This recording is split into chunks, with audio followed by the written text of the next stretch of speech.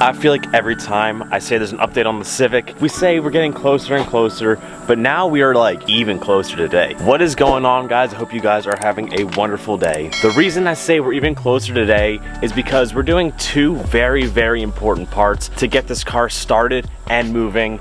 And along the way, I did find out some things about the wiring that I think we're okay with. A couple of these plugs are actually to the AC, so we don't even have to worry about those ones anymore. But today we are installing two parts. So the first thing we are going to install today is going to be our slave cylinder. We don't need the master because the D series master is actually fine. So we don't even have to touch the master. And I'm kind of grateful for it because I didn't realize how hard of a spot it was to get to. But we got new lines and this should be a very simple install today. But the second install is the one that's kind of freaking me out.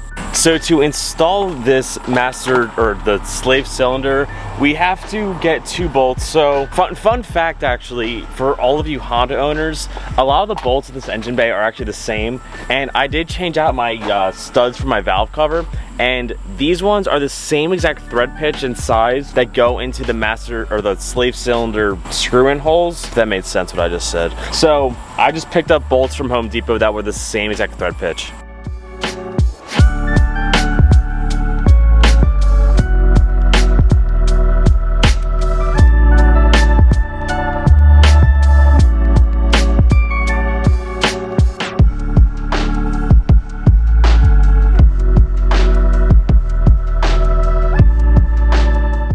So putting that on, mounting it, obviously wasn't very hard. Just two bolts, make sure it lines up with your clutch fork, and you're pretty much good to go there. So what we're gonna do now is switch out from hard lines to soft lines because I don't have the original hard lines for this, and instead of making new ones, I got sent soft lines for this with this kit actually. So I did get a new master cylinder, which we are not going to be using because I really don't need it. So we are going to use a soft line for it. So make sure you got flare nut wrenches because there's some flare nuts underneath the car that you're gonna have to get if you're doing this, or if you got to do any flare nuts. I learned the hard way that if you don't use these, they break very easily.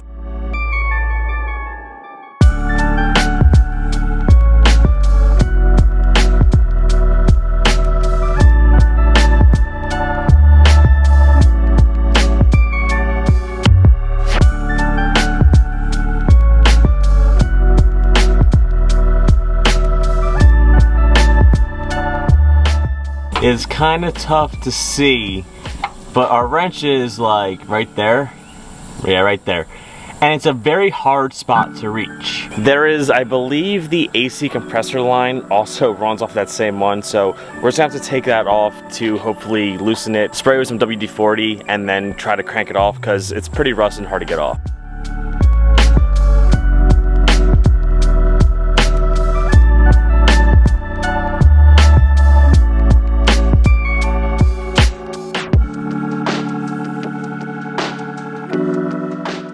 That bolt was so rusted on, I actually bolted it to the chassis to actually get it off. Soaked in some WD-40, used all my body weight, and we got it off. Now, I did get recommended using soft lines for this install because it's easier to tuck and it essentially does the same thing. So we are going to try to find the best way to do this because I think the original lines actually do run under the car, and I'm not sure how I feel about that, but if it looks better, we might do that just so we can hide the lines a little bit better. For right now, I'm going to do this an ugly way and just kind of go up and around just to make sure that it connects. Before we try making this all look pretty, I just want to make sure it's functional. The last step to actually finishing this part of the project is to bleed it, and I'm going to bleed everything at the same time, and I'm not going to make a video about that because I still do have to bleed the brakes, and then the brakes are finished. I have to bleed the clutch, then the clutch should be finished, and then that's it for bleeding and stuff like that. I do have coolant piping, but we're not going to do coolant piping just yet. That's going to be a day's worth of work. So what we're gonna do now is the part that is honestly terrifying me. If you have a B20, you'll know CRVs use different plugs. All the harnesses that you get that are jumper harnesses, for some reason, don't want to work with B20 things.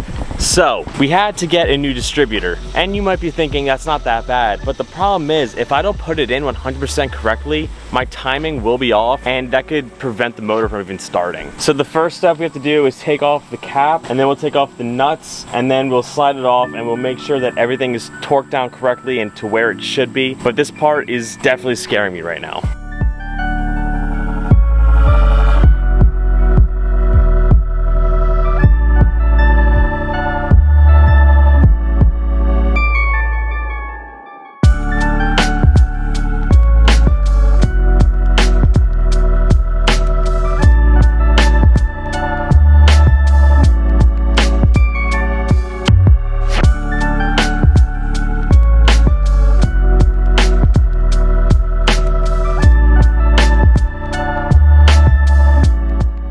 With only slight modification, we got the rotor cap off. Now the part that makes this entire part so scary is you have to make sure that these rotors are in the exact same position. You can see that the yellow part is pointing like diagonally down, and if they're not the right position, your timing is going to be off and it will ruin everything with this engine. Hence the title of the video. This part is honestly terrifying for me because I could easily ruin the engine without really realizing it, and when I'm ready to start the car, if it doesn't start, that could be a big variable behind it. And it's one of those things that I have to take it to a shop to fix. And if I run it with really bad timing for a while, the engine's just gonna overheat and die. So after talking to one of my good buddies, Lazy Man Garage, he kind of walked me through of the best way to do this. And apparently it's not as scary as the internet makes it out to seem, but you still gotta make sure you know what you're doing. So it's all with this top bolt right here.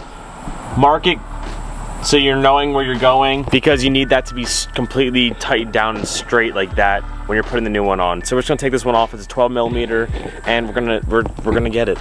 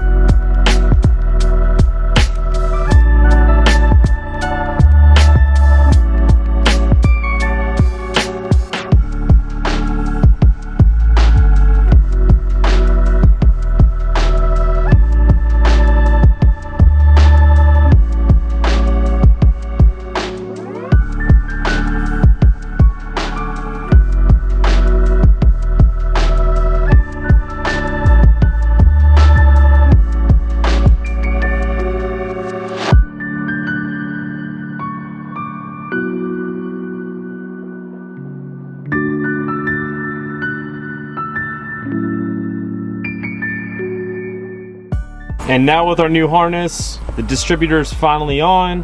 We got these last two connections up.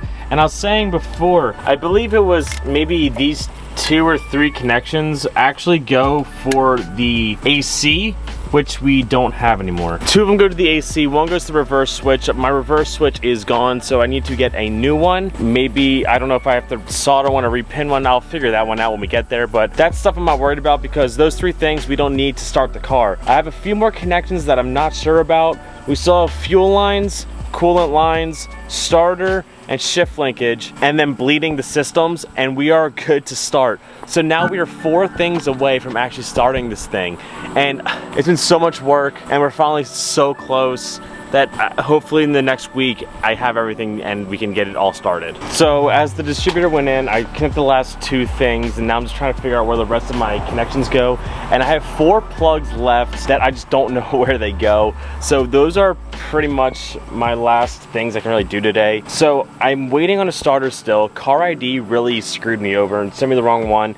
And now they're putting me through a million hoops to jump through to get a new one. It's been a terrible experience. We do have coolant piping inside, but we're very, very, very close now. So we need to bleed the systems, get the shift linkage stuff, as I said 16 times in this video already, but we are super close. So I'm gonna leave you guys off here. So I hope you guys enjoyed today's video. So if you guys could please me a few things, comment, like, subscribe, keep doing that fun stuff, keep doing you, stay motivated, because I know I am. Peace out, catch you guys next time. Peace out and peace.